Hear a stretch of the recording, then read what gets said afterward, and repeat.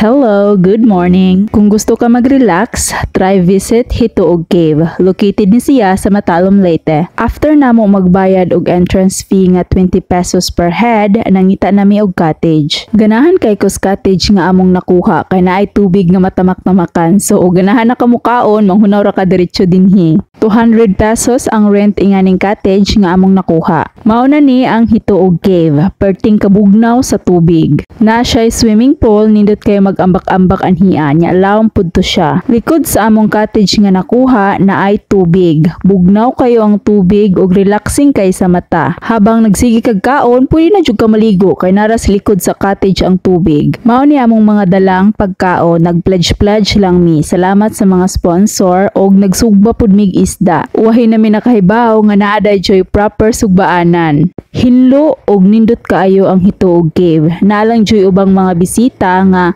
magbilin og mga basura dili nila panghipuson mo nay makahugaw. Daghan kayong tao ang nangaligo aning panahona. May nalanggani sa yumi nanganhi maong nakapili mi og nindot nga pwesto sa cottage. Pag-abot og alas 11, napuno na ang tanan cottage. Daghan jud kayong tao. Ug naa pa jud foreigner nga ning anhi. Sikat na jud ang Hituog Cave. Yun lang, pag-share lang ga.